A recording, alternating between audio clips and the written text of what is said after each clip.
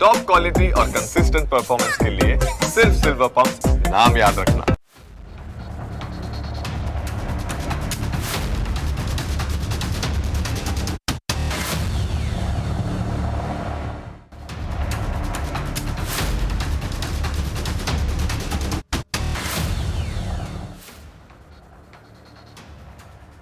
ન્યૂઝીલેન્ડના એકદમ છેવાડે આવેલા દરિયા કિનારાના જંગલમાં એક અનોખું મિશન ચાલી રહ્યું હતું. હેતુ હતો દેશના સૌથી કિંમતી અને દુર્લભ ગણાતા પોતે કે બતકોને બચાવવાનો. અહીં 20 બતકોને એક સુરક્ષિત આશ્રયસ્થાન સમજીને મુક્ત કરવામાં આવ્યા. પરંતુ કુદરતનો ખેલ તો જુઓ, પહેલું બતક માંડ એક જ અઠવાડિયામાં મરી ગયું. ત્યારબાદ તો જાણે લાઈન લાગી ગઈ. જોતજોતામાં 15 બતકો મરી ગયા. ચીફ રેન્જર્સ તરત જ જંગલમાં નાઇટ વિઝન કેમેરા ગોઠવી દીધા. જ્યારે કેમેરાનું રેકોર્ડિંગ તપાસવામાં આવ્યું તો એક ધૂંધળી આકૃતિ દેખાઈ.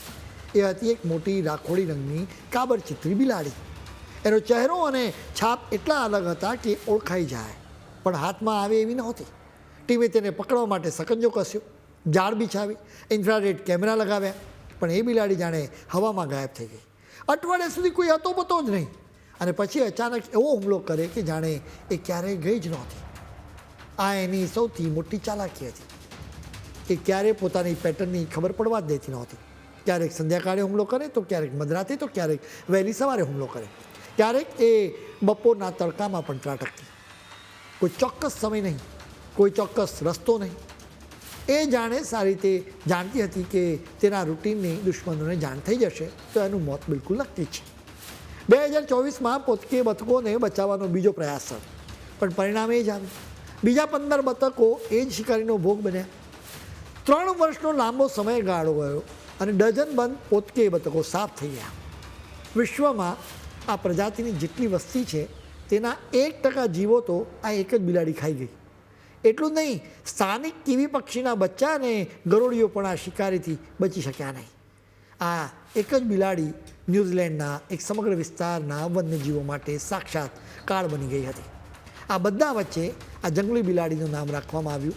તેને 9 લાઈવ્સ તરીકે લોકો ઓળખવા લાગ્યા, કેમ કે લોકો માનવા લાગ્યા કે તેને 9 જીવ છે, કેમ કે તેને પકડવા માટે અનેક વખત જાળ બિછાવવામાં આવી હતી, પરંતુ દર વખતે તે બચી જતી હતી. એટલે દર વખતે તેને નવો જીવ મળતો હતો. આખરે જુલાઈના અંતમાં બિલાડીથી એક ભૂલ થઈ ગઈ. એણે સળંગ 3 રાત સુધી એક જૂની જગ્યાએ જવાનું શરૂ કર્યું. 3 વર્ષના લાંબા ગાળામાં પહેલી વાર હતું જ્યારે એણે એકને એક રૂટીન જાળવી રાખ્યું. એટલે કે પોતાની દિનચર્યામાં કોઈ જ ફેરફાર કર્યો નહોતો. ટીમે આ તક ઝડપી લીધી. એ જગ્યાએ એક વિશેષ પાંજરું ગોઠવાયું, જેમાં સેલ્મન માછલી, ફ્રાઈડ ચિકન અને સસલાનું મસાલાવાળું માંસ મૂકવામાં આવ્યું. 30 જુલાઈની રાત્રે રેન્જર્સના ફોનની સ્ક્રીન ઝબૂકી. કેમેરાનું નોટિફિકેશન આવ્યું. પાંજરાની અંદર એ અદૃશ્ય શિકારી પુરાઈ ચૂક્યો હતો. 3 વર્ષથી ચાલી રહેલી આ ભાગદોડનો અંત બહુ શાંતિથી આવ્યો. એક શૂટરે આવીને પરિસ્થિતિ જોઈ અને એક જ સચોટ ગોળી મારીને આ શિકારીનો શિકાર કરી નાખ્યો. હવે આ બિલાડીના પેટની તપાસ કરવામાં આવશે, જેથી ખબર પડે કે એણે કેટલા દુર્લભ જીવોનો શિકાર કર્યો હતો. ત્યારબાદ તેના શરીરને મમી જેવી તકનિક દ્વારા સાચવીને રાખવામાં આવશે, જેથી લોકોને સમજાવી શકાય કે એક શિકારી પ્રાણી પર્યાવરણને કેટલું મોટું એવું નુકસાન પહોંચાડી શકે છે. ન્યૂઝીલેન્ડમાં આ ઘટના બાદ ઇન્ટરનેટ પર ભારે ચર્ચાઓ શરૂ થઈ છે. અનેક લોકો માની રહ્યા છે કે આ બિલાડીને કેદ કરીને જીવતી રાખી શકાય હોત. એટલે અનેક લોકોને આ શિકારી બિલાડીની દયા આવી હતી. બીજી તરફ કેટલાક લોકો કહી રહ્યા છે કે આવી બિલાડી તો મોતની યોગ્ય જ હતી. આ બિલાડીના એન્કાઉન્ટર બદલ તમે ભલે ન્યૂઝીલેન્ડના નિર્ણયની ટીકા કરો, પરંતુ તમારે સ્વીકારવું પડે કે ન્યૂઝીલેન્ડ દેશ પોતાને ત્યાં પર્યાવરણને જાળવવા માટે ખૂબ જ ગંભીર છે. આ દેશ પોતાની પ્રકૃતિ જાળવવાના મામલે કોઈ સમાધાન નથી કરતું. ભારત સહિત દુનિયાના દેશોએ ન્યૂઝીલેન્ડ પાસેથી આ વાત શીખવા પડી જોઈએ.